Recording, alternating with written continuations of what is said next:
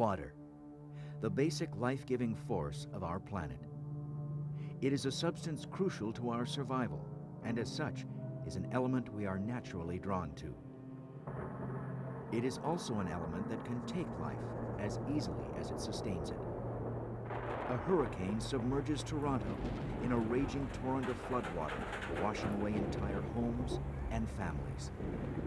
In Hawaii, a tsunami leaps from the depths of the Pacific Ocean, laying waste to the coastal town of Hilo in a matter of moments. Two humbling moments in human history where human lives were simply washed away.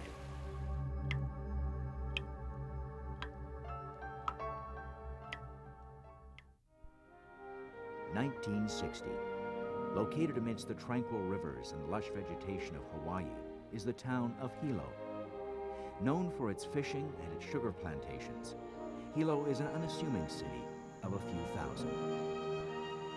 Sugar was still reigning as king over here. We had like 30 sugar plantations. Hilo was at that time still the second largest city in the state, and it was a real bustling economy here. It was still a rather sleepy little community. If you zip through town at 55 miles per hour, you miss everything.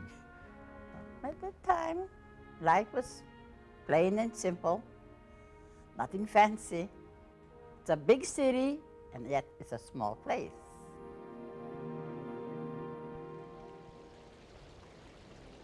Another more unsettling characteristic of Hilo is its vulnerability to tsunami activity.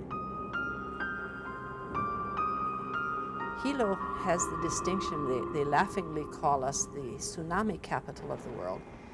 Primarily the last 200 years, there have been about 10 major deadly tsunamis hit the Hawaiian Islands and caused more damage, more lives lost in Hilo than anywhere else. On April Fool's Day, 1946, Hilo was struck by the worst tsunami in its history. A landslide occurs off the Aleutian Islands in Alaska.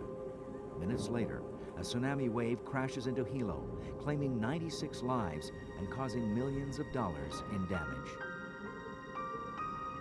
Yet despite Hilo's history of tsunamis, the inhabitants of the island lead peaceful, normal lives. Living near the Waikare Peninsula, a half-mile from the ocean, 29-year-old physics teacher Suichi Tanaka lives with his wife Moira, a public health nurse, and his father in a 3-bedroom house. Janet Kinoshita, a doctor's nurse who lives with her parents and younger brother, is excitedly preparing for a friend's wedding shower. Richard Nakamura, a sales manager at an automobile company, enjoys the day at the baseball park. Florence Kalikoa is looking after her 3 children, while her husband, a fisherman, is away at sea. Susan Maeda's mind is far from the dangers posed by the sea, having just begun the 1st grade. But unbeknownst to the residents of Hilo, their fate has already been set into motion by events thousands of miles away. On May 22, 1960, the worst earthquake of the 20th century occurs along Chile's southern coast.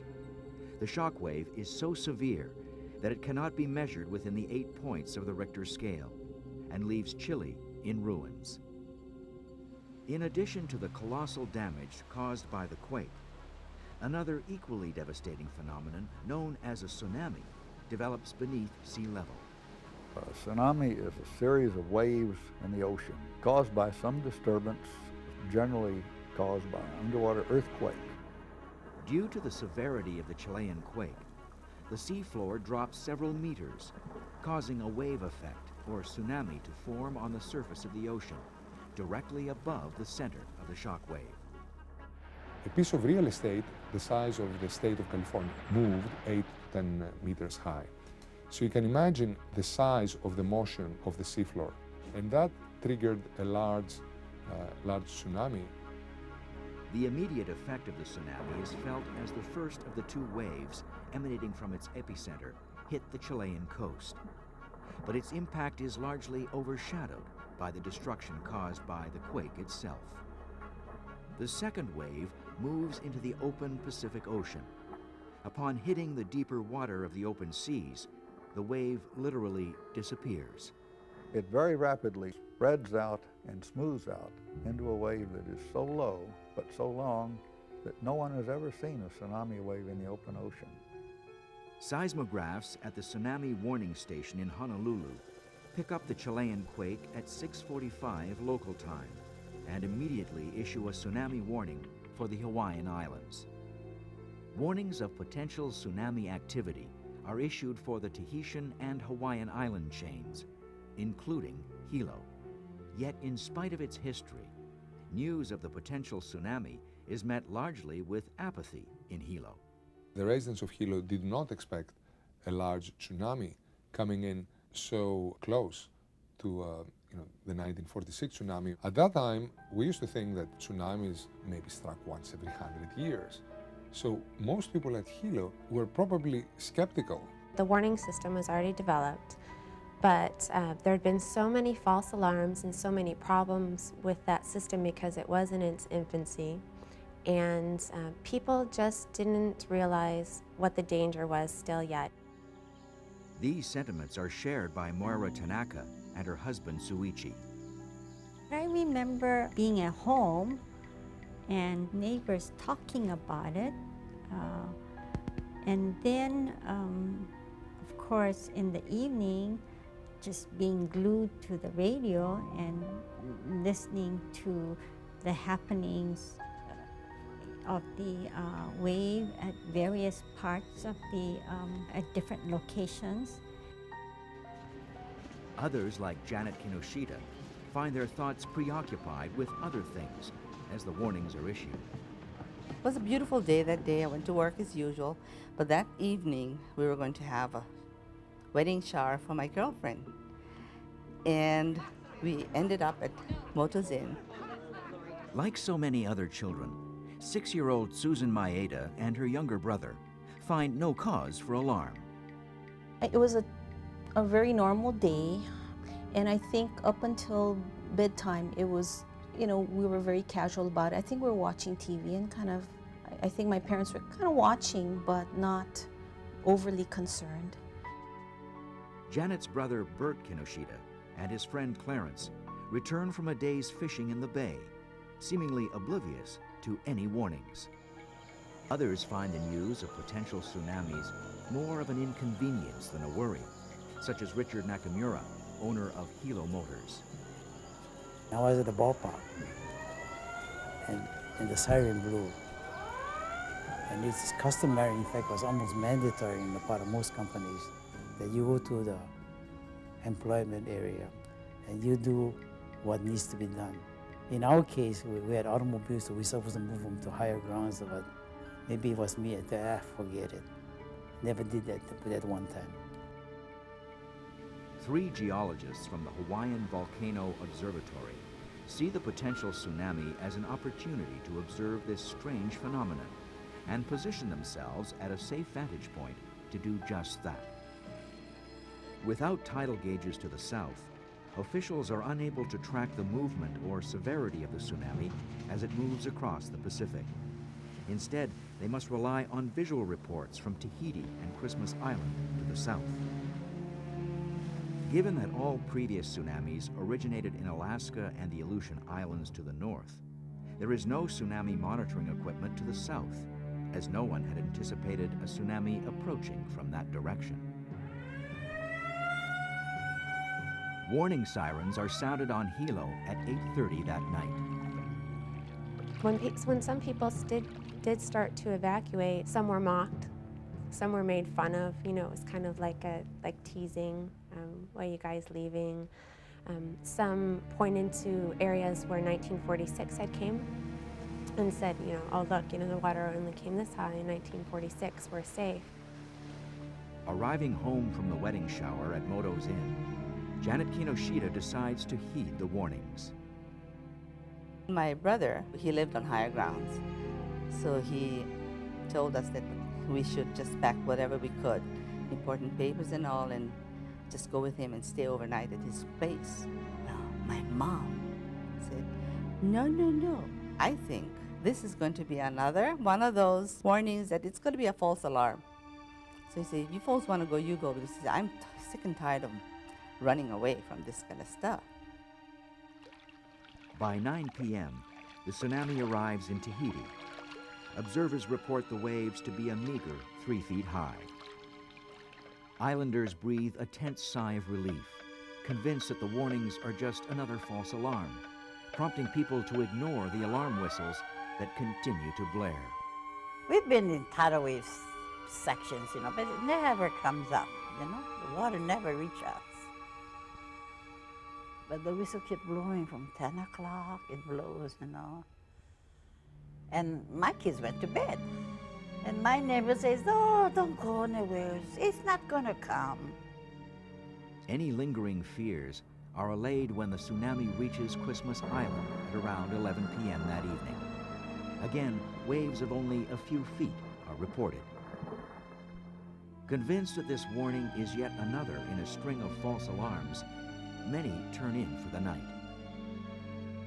We remained awake and listening to the radio until we heard that the wave was only 1 foot at Christmas Island, and that's when we decided that it probably would not come to Hilo, and therefore decided to go to bed. Several people who have gathered to watch the tsunami talk and laugh. It's more a social gathering than a tsunami watch, with reports from Tahiti and Christmas Island. Yet, despite the reports, others remain unsettled by the day's events. Among them, Florence Kalikoa. The whistle kept blowing, 11 o'clock, kept blowing. You know. Then I say to myself, gee, I feel hot, you know. There's something that's really, I'm not satisfied with myself, the feeling I have. What experts failed to realize is that both Tahiti and Christmas Island are surrounded by underwater reefs, which greatly depleted the tsunami's power as it moved inland. Hilo Bay has no such protection. The coastline north of Hilo town is very abrupt. As the waves hit that, they tend to be reflected toward Hilo. As they get nearer to Hilo and they combine with the waves that are coming in directly, they may add up and make even higher waves than would be true in other places. This makes this more susceptible place, and Hilo is the place in the Pacific that we measure other tsunamis by. Most of the residents of Hilo are ignorant to the fact that a large tsunami is very much on its way, and nothing can stop it.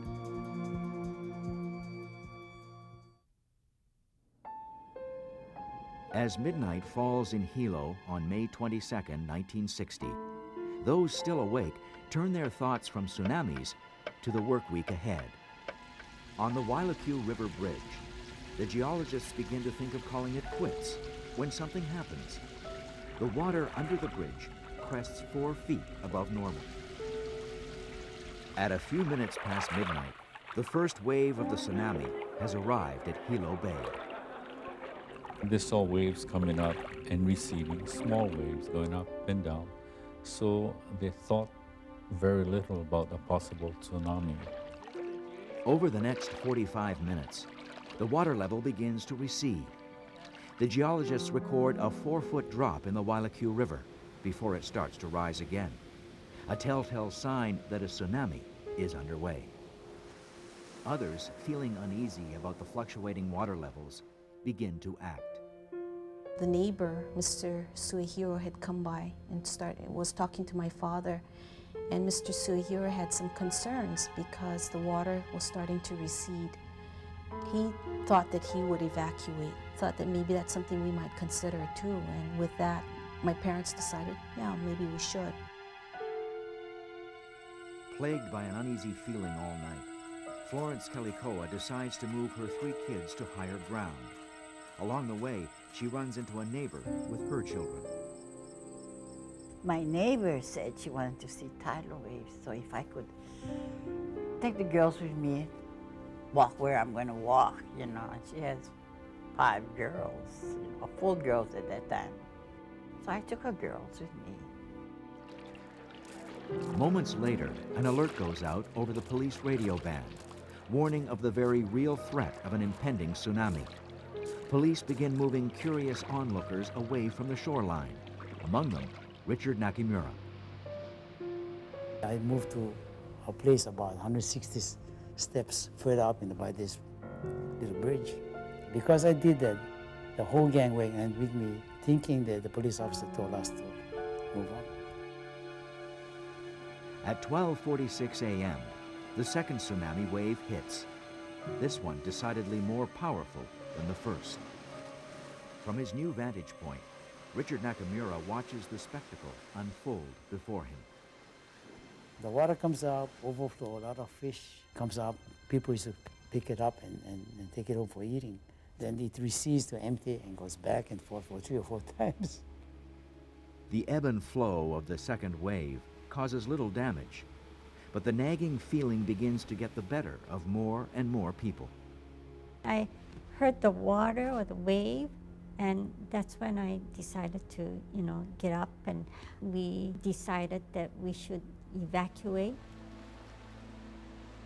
Fuseo Ito finds herself waiting out the potential tsunami among friends. Her friends who still lived in the old neighborhood came to her house and they said, Mrs. Ito, we're going to stay with you this evening because you live in a safe place.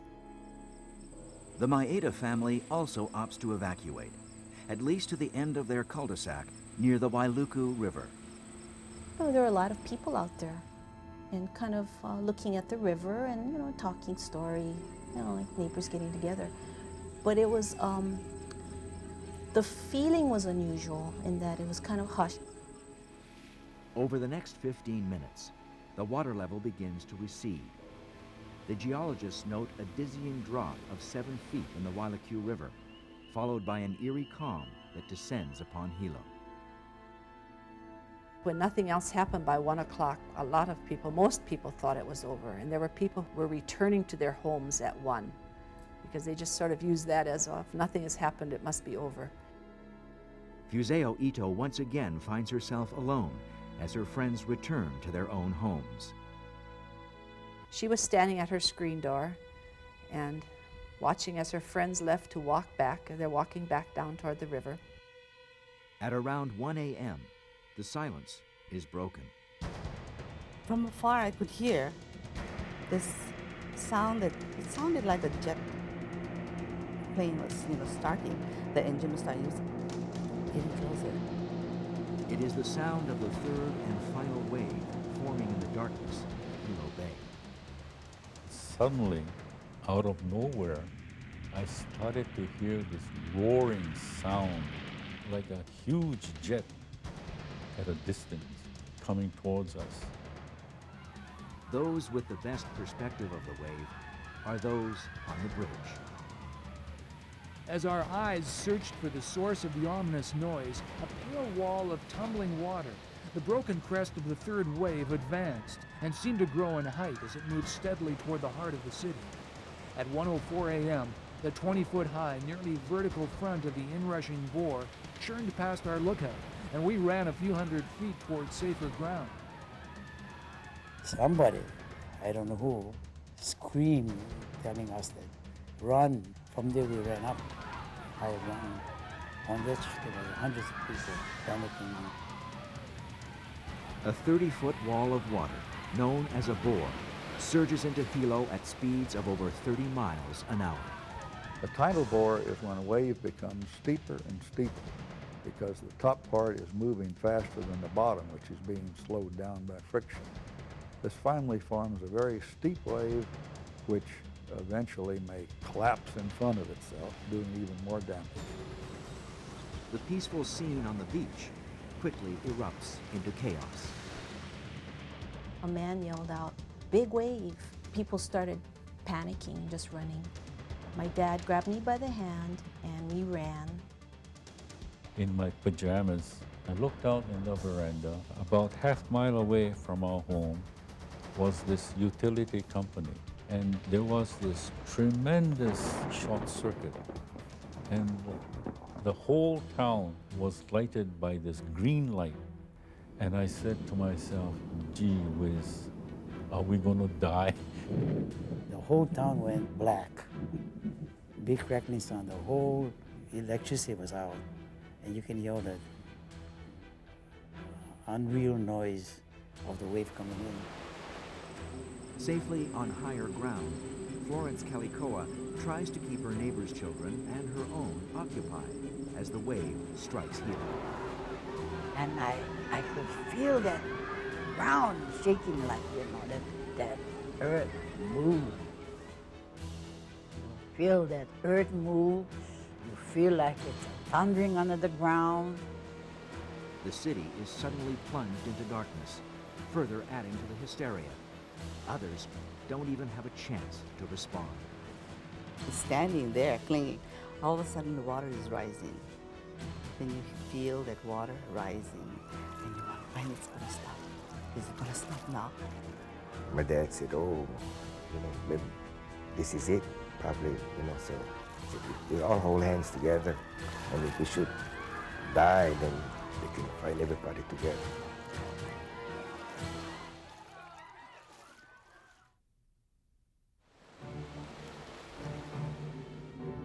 Drawn to the door by the noise of the wave, Fuseo Ito barely has time to comprehend what is happening before her world is turned upside down. The next thing she knows, the wave hits her house. And when she comes to, she finds herself on her screen door floating up and down the river. Susan Maeda's father wastes no time getting his family to higher ground. We could see the water. It was a wall of water. It's not even a wave, it's a wall, is what it looked like. And it just picked people up. Also trying to escape by car are the Tanakas, but they can't outrun the advancing wave. The waves hit us, but we were in a car. And somehow the wave kept pushing us, and suddenly it just shoved us right up against this tiny monkey pod tree. We got out of the car and we hurriedly climbed the tree. Trapped by the rising water, the Kinoshitas find their minds racing to comprehend a way out of the situation. And my mom couldn't swim. She just was ready to faint, so I slapped her, I said, Mom, you can't go like this. Wake up, And she said, oh, she's getting all worked up, and my father is yelling at her, see, because of you, this is what's happening to us. So I'm telling him, quiet now, the only thing we can do now is to pray. Seconds pass like minutes as the crest of the bore reaches its peak. Then, slowly, the wave finally begins to ebb. The worst of the tsunami is over. In the darkness, people can only imagine the scene in Hilo as they wait for daybreak. May 23rd, 1960. Survivors attempt to make sense of the alien landscape around them. Beneath the rubble lay 61 dead and 55 injured in one of the worst tsunamis in recorded history. The worst of those waves had enough energy in them to move boulders from the breakwater that weighed several tons. It had enough energy to move cars, trucks. It tosses those things around like they were toys. Rescue crews set to work in the inundated area, slowly slogging their way through the wreckage, as people in the disaster zone begin to sort through what is left of their homes. I was just flabbergasted, appalled, astounded by what waves could do. You think of water as not a powerful object, but it is. The force of the tidal wave could destroy homes 20, 30 feet high. It was so long before we could see daylight. It seemed forever. But the first crack of dawn, I said, oh my goodness, where are we? We looked outside and couldn't recognize anything. The next day, though, when we went back, we saw seaweed and mud everywhere. I mean, it's way high up in the trees. Florence Kellycoa arrives back near her tattered home, welcomed by a grateful neighbor. When she finally got to see me, she was just, her hair was green. Deep sea, you know, you smell the deep sea. And she was crying, and I told her, good for you, you want to watch tidal wave, you know? But I had her children. If I didn't take her daughters, they would have all, you know. Later that day, Florence Kellycoa's husband returns from the sea, grateful to still have a family. Yeah, tears in his eyes, you know, and he looked at me a long time, and his neighbors, his friends, all was with him who was fishermen, and they were all looking for their families. You know, everybody was looking for their families. At sea, Fuseo Ito ends an incredible journey. By morning, she is washed way out at sea, and she's all by herself out there. And she must have made her peace already by that time, because as she tells her story, she said, by that time, she said, it was very beautiful out there in the morning. And as fate would have it, a plane flying over saw someone, the pilot saw something flash in the water, and he reported it to the Coast Guard, and she was rescued. In the final analysis, 229 homes are destroyed. 308 businesses are obliterated by the floodwaters that permeated nearly 600 acres of Hilo from the harbor inland. Richard Nakamura finds himself with a car lot full of automobiles ravaged by the tsunami. Once you go to tidal wave, the internal part of the engines, like the engine and transmission, full of sand, full of sand. The town of Hilo begins the arduous task of rebuilding. The cleanup of Hilo after the 1960 was a shared cleanup. And because the sugar companies had the large trucks, the large cranes, they took a half of the city of Hilo and did the cleanup. 6 weeks later, Hilo manages to recover from the tsunami. With the rebuilding largely behind them, thoughts now turn to prevention. What they did was to set up a project called the Kaiko'o Project, Big Wave. And that project involved clearing out all the areas that had been damaged in the 1960 tsunami, saying we can't live there anymore. We're going to make those into soccer fields, parks. Changes in the warning system are also implemented, including tidal gauges to the south of the island. But more than anything, increased public awareness is seen as the best way to save lives. They did not have good evacuation zones depicted and available to everyone. Since then, we have corrected that. We've put in a major effort, and evacuation zones have been developed for the coastlines of all our islands, and they're published in the phone book for each county. Yet the terrifying events of May 22nd linger on, forever emblazoned in the minds of those who lived through it.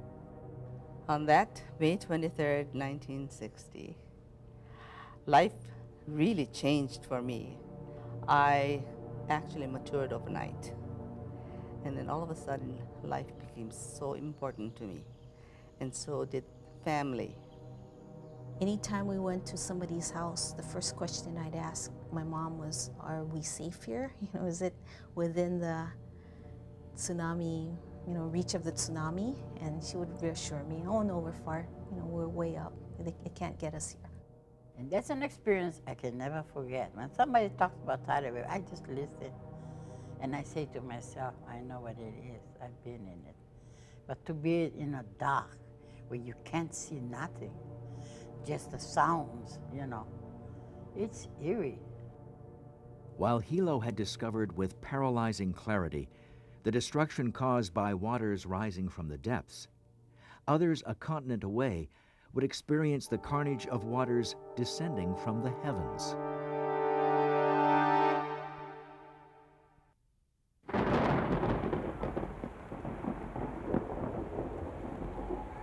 Friday, October 15th, 1954. For the last 3 days, Toronto has been deluged with heavy rainfall. The forecast throughout the weekend, more of the same. Not unusual for that time of year. Over the last 3 days, the 8th tropical hurricane of the year has been ravaging the eastern coastline of the United States. From its origins in the Caribbean, the storm has devastated the island of Haiti and the Dominican Republic, leaving behind a death toll in the hundreds. Dubbed Hurricane Hazel, its heavy rains and 200-mile-an-hour winds carve a destructive path northwards. The storm moves inland off the South Carolina coast, heading north. By Friday, October the 15th, Hazel finds itself just south of Toronto. When people think hurricane in Canada, they think Toronto and Hazel. But Toronto's in the middle of the continent, practically. Hurricanes don't usually affect people in the middle of continents. Weather officials watch the storm closely, but see no immediate cause for concern.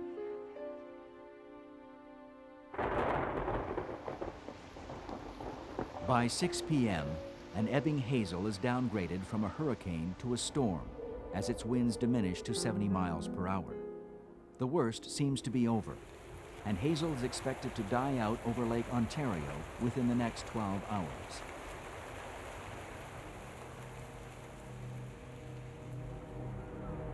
That evening, thousands in the Metro Toronto area make their way home for the weekend, including 16-year-old beauty school student Sylvia Jones. She is picked up by her father, who heads back to their new home near Etobicoke Creek in the Humber Valley. My parents had bought their first house in Canada, and we assumed that things were going to be all for the better for us.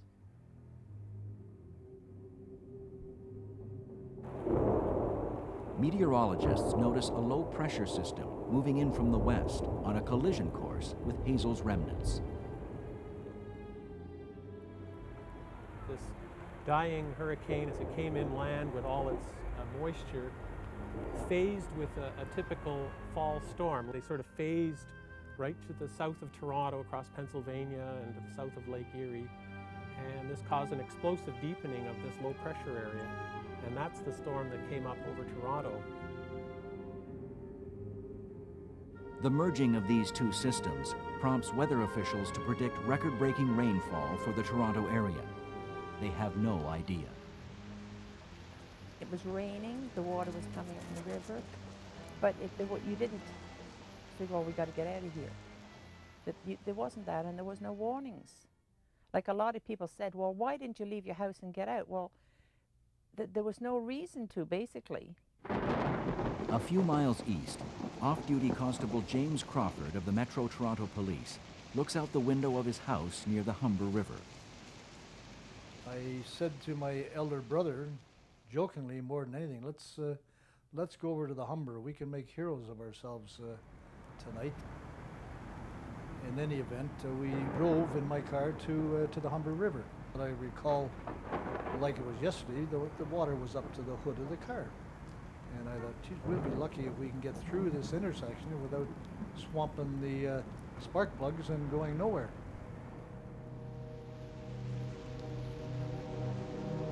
Creeks and rivers immediately flood as the water level in the region literally jumps from the magnitude of the rainfall.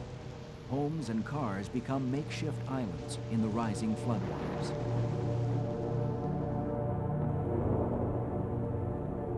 Once we got to the Humber River, I was completely flabbergasted by the height that the water had risen to.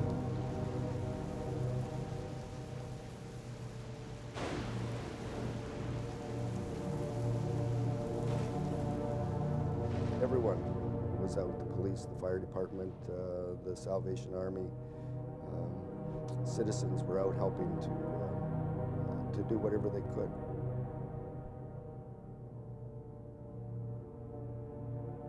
Among the locals is Herb Jones, who brings his motorboat to the river in an effort to aid those stranded in the flood. Herb Jones asked for a volunteer. I made my way through the crowd, and I says, I'll go with you.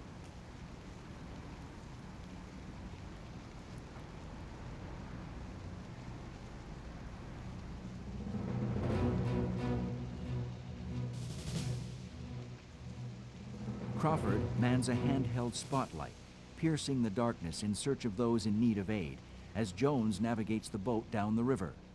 Very quickly, the two begin to realize that this is more than just a passing flood.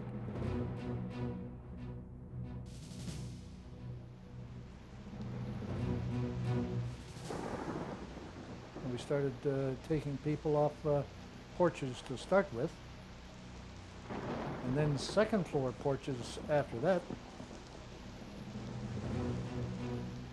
and later the roofs of houses.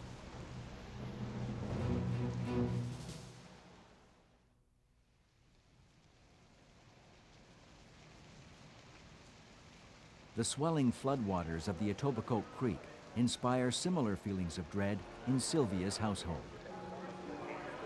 The house was at 2 levels, and the water was up to the step, and we were watching it closely to see if it was going to rise or recede. But instinct tells residents that the floodwaters are far from receding. If anything, they're growing more intense. It started coming up, and within a few minutes, we're up to a waist in water.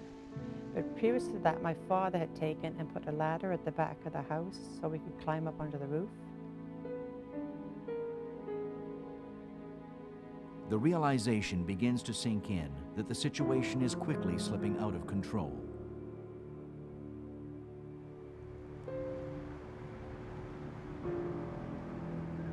Each time we came back into shore, my brother was there, and he says, "You gonna go back again?" I says, "Yeah, we're going back again."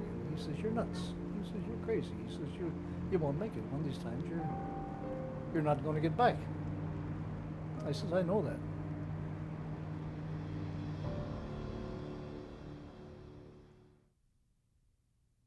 The destructive force of the river becomes more powerful with each passing moment, washing out entire bridges as if they were made of paper.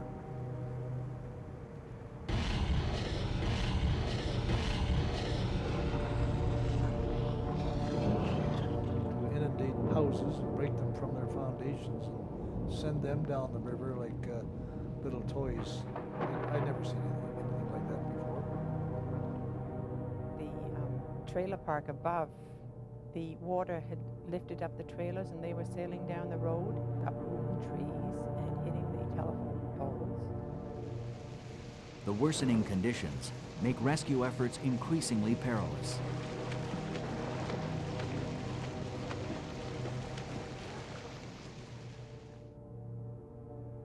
We didn't have time to play around with how we were getting them off the roof and into the boat. If we didn't get them off, we were on our way to Lake Ontario ourselves.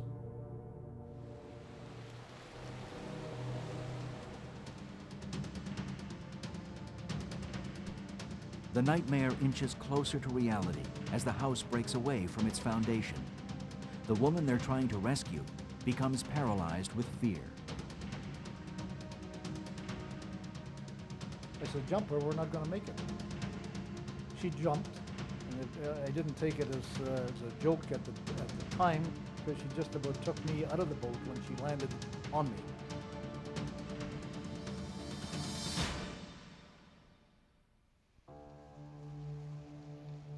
Across the street from the Sylvia Jones house, a similar rescue is taking place.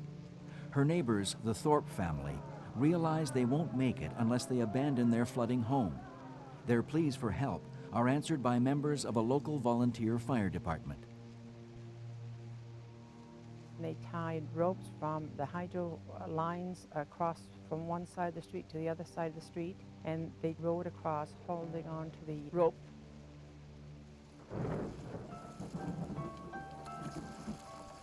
The boat makes its first perilous journey across the raging floodwaters with the youngest of the Thorpe family, Nancy, age 9 months. The idea was they'd take the baby across the street to our house, and they would go back for the brother and the mother and father.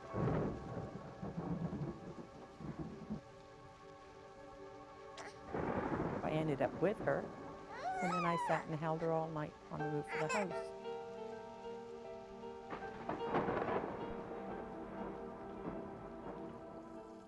But on the return trip to the Thorpe home, the firemen make a horrifying discovery.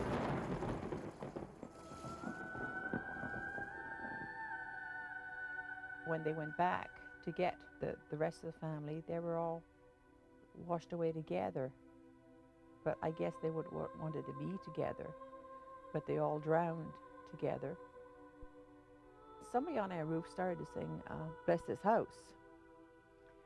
And they said that this brought them a lot of courage.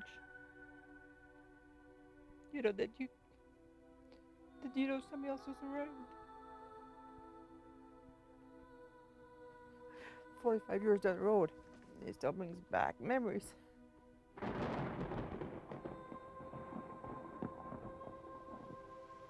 One person in particular, I remember standing on the roof of the garage. We had a chance to get him off the roof of that garage, waving to us as to which houses contained families, as opposed to him on the roof. I never did know who that was, but he didn't make it.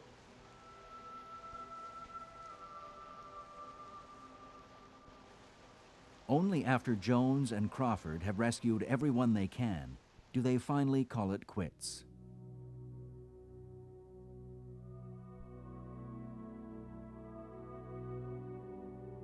The breaking light of a new day brings with it an end to the terror and a spectrum of mixed emotions.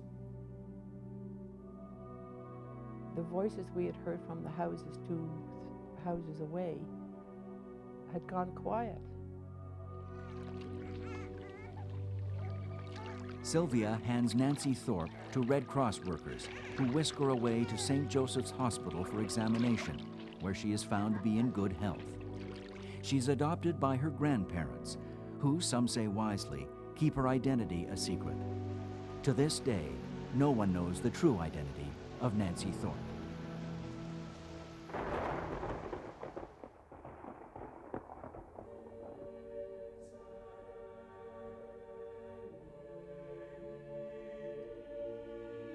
Daylight reveals a scene of tragic destruction.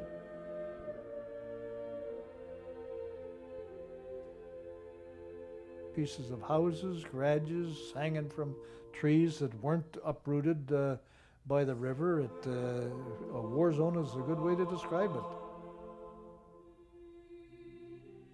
In the end, Hurricane Hazel leaves 4,000 homeless across the Metro Toronto area.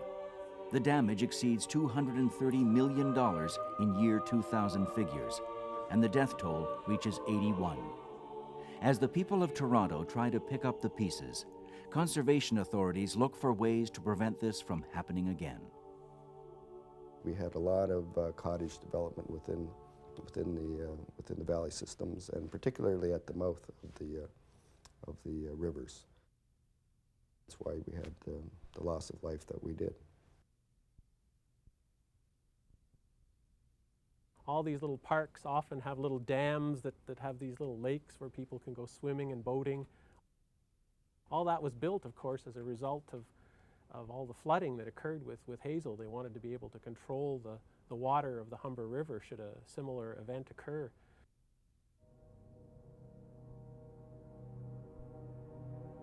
For some, the memories of Hurricane Hazel have faded with the passage of time. For others, she is impossible to forget. Starting the day off with a rainstorm, and for it to progress to such a, I mean, who thinks about sitting on the roof of their house? That things have got so bad that you have to keep climbing to get away from the water. Those people that figure that we've had our hurricane and we'll never have another one are wrong. That we will have one, that we will have another one, for sure. While it seems at times incomprehensible, water's ability to destroy all that we hold dear is ever present beneath the hypnotic calmness of its surface. Its life-giving force is just as quickly turned to a life-taking one. It is our respect for this essential element that makes all the difference. As the Hawaiian proverb notes, "Iliki kakai, iakopi opila lilo, ililo no hi havava." Never turn your back on the ocean.